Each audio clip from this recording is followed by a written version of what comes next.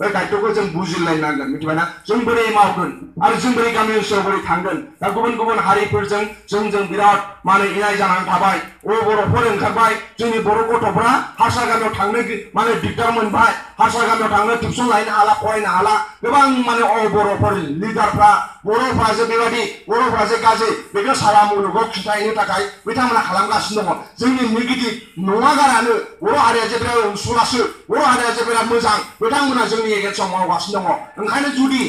बर'आ जुदि देरहाबावोब्ला हिराचरनिया देरहाबावोब्ला आलादा रायजो बिग्रा मानसिफोरा जेनोब्ला जोंना नेगेटिभ जाहैगोन ओंखायनो साफ्रोमबो बर' मानसिफ्रा नांगोलावनो था जुंगालावनो था आखायावनो कंग्रेस बिजेपि जिखि हारियाव थाया मानो गामि गामि थांनानै बेखौ खावलायहैजों साफ्रोमबो मानसिफोरनो खिन्थाहैजों जे जों बिनि थाखायसो बिदों सार्थ नङा सोरखौबा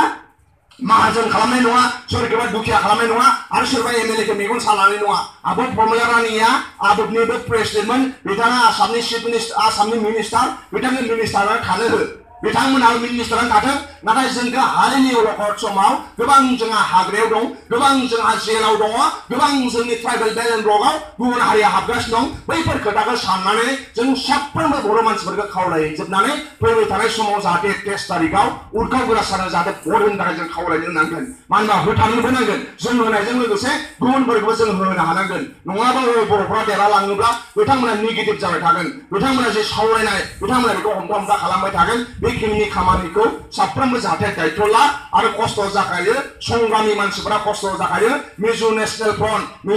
मिजु लाइमोनफ्रा बुंदोंलाय मिथिबायना जे मिज'रामा हाजो गोजाबालाय मा जानो स्कुल गायसननो दिगदारबालाय मा जानो नाथाय मिज'रामखौ बयनिफ्राय सोलोंथायाव जों बांसिन खालामनो हायो होननानै मिजु लाइमोनफ्रा सत बांसा जानानै दिनै खामानि मावबाय जि ओनसोलाव स्कुल गायसननो दिगदार बे ओनसोलाव बयनिफ्राय इडुकेसनाव बांसिन लांबाय जे ओनसोलाव फुटबल गेलेनो फिल्डआनो गैया बै ओनसोलनिफ्राय बिसोर बयनिफ्राय बांसिन गेलेगिरि बख'बाय ओंखायनो जोंबो हायो मिथिबायना आसामाव रायजो जानाय बर' हारिफ्रा बर' लाइमोनफ्रा आलादासो बर' मानसिफोरनो सोलोंना लानांगोन बर' मानसिफ्रा बिराद गावनि रावखौ अनो बर' मानसिफ्रा अलखद समाव खौसे जाजोबलायो बर' मानसिफोरनि जारिमिनखौ फरायनानै खोनासंनानै बिराद मोजां मोनो बै खामानिखौ जोंबो मावनो हायो मिथिबायना बर' मानसिफ्रा जुजि आलादा रायजोखौ लाथारमारबाय बिथांमोननिफ्राय सोलोंनो नांगोन बिथांमोननि जायगायाव थांनो नांगोन बैखिनि खामानिखौ जोंबो मावनो हायो आरो बेनि थाखाय साफ्रोमबो लाइमोनफ्रा मा होनो बेयाव दायित्व लानो नांगोन दा इलेक्सन फैदों होननानै गामियाव बिबथि बियादै मामा फागिन बिराद नांलायलायनाय जानो हागौ जों जाहाथे बेबायदि नांलायलाया मिथिबायना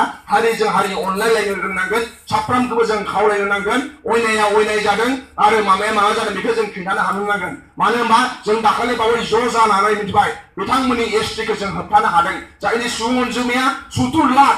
राजबंशीफोरनि सुबुं अनजिमाया 70 लाख आदिवासीनि सुबुं अनजिमाया बिथांमोना 45 लाख मिथिबायना जेरानाखि जि समाव ब्रिटिशआ जोंखौ सासन खालामदोंमोन छटा नागपुर होननाय जायगा दं बिथांमोननि आदिवासी जायगायाव बिरसा मुन्डाया ब्रिटिशनि एगेन्स्टआव आन्दोलन खालामदोंमोन ब्रिटिशनि एगेन्स्टआव जेला आन्दोलन खालामबाय बिरसा मुन्डाया अब्ला ब्रिटिशफोरा सानबायनो जे बिरसा मुन्डाजों जाय हारिफ्रा आदिवासीफ्रा आन्दोलन खालामदों ब्रिटिशनि एगेन्स्टआव बै मानसिफोरखौ भारतनि गुबुन गुबुन जायगायाव लानानै थांनि जाहाथे बिरसा मुन्डानि आन्दोलना दुर्बल जायो आरो बेखौनो साननानै ब्रिटिशफोरा गिबि खेबनि थाखाय सानदोंमोन आसामाव बिराद साहा बागान दं आसामनि साहा बागानखौ खानो थाखाय बिरसा मुन्डानि जायगानिफ्राय छटा नागपुर जायगानिफ्राय दिनैनिफ्राय 200 बोसोर सिगां बिथांमोना 4000 मानसि लाबोदोंमोन दिनै फैयै फैयै आसामाव बेदर गोसोमफोरा 45 लाख जाफैबाय जोंनिफ्राय बारा जाफैबाय मिथिबायना जोंथ' बिसोरनि जायगायाव थांनानै रायजो जाहैनो हाया जोंनि मानसिफोरा थांनानै बिथांमोनाव रायजो जाहैनो हानाय नङा जोंनि बर'फोरा बावनो थागोन बिथांमोना थांफिनोब्ला हजों हा दङ थांफिनोब्ला हजों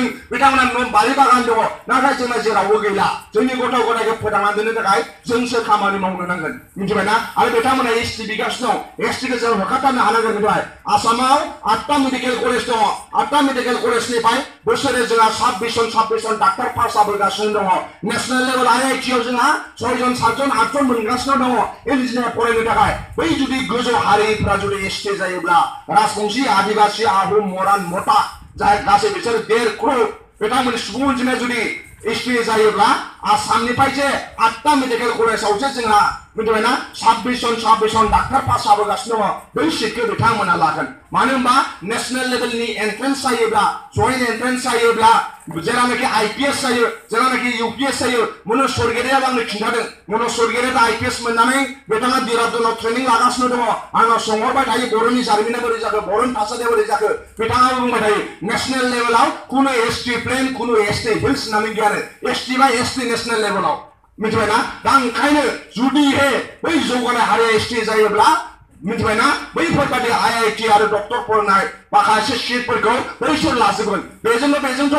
MCLA आरो MLA MP समाव बेखौबो लाजोबगोन आरो आसामाव जे जोङो 100टा साख्रि ओंखारोब्ला 10टाया बर'फोरनि थाखाय रिजार्भ जायो ट्राइबेलफोरनि थाखाय जे दिनैसिमबो जोंनो 12,000 साख्रि होनांगौ आसाम सरकारा बेखौबो जे होआखै बिथांमोना बेखौबो लाजोबखागोन दिनै ST नि रिजार्भ बिजोङावनो बिथांमोना होआ आरो बिथांमोना ST जायोब्लाथ' बेखौ बिथांमोना गावसोर हाबजोबथारगोन ओंखायनो जोंहा गोथौ साननो नांगोन जोंनाव इस्यु दङ जोङो गावनि इन्टारेस्टनि थाखाय सोरबा न' लुनो थाखाय सोरबा थांना थानो थाखाय जों मावाखै हारिखा थांनानै थानो थाखाय 30 लाख बर' फिसाफोरखौ फोथांना दोननो थाखाय बर'नि हाखौ जे जोंनि हा बे जे जोंनि हा नागालेण्डनि जेरै नागा हा दङ मिज'रामाव जेरै मिज'फोरनि हा दङ बर'फोरनाबो जे बर'फोरनि हा दङ बेखौ बास्तबाव खालामनो थाखाय मोगथाङाव खालामनो थाखाय जों थैलाङोब्लाबो नेक्स्ट जेनेरेसन जोंनि फंबाय बिनानावमोना जाहाथे मोजाङै रायजो जायो बेनि थाखायसो जों खामानि मावलांनांगोन ओंखायनो जों गामि गामि थांनानै साफ्रोमबो जाहाथे दायित्व ला साफ्रोमबो बर'आनो जा गुबुन हारियानो जा जाहाथे खावलायलाय जाहाथे जोङो रिक्वेस्ट खालामबाय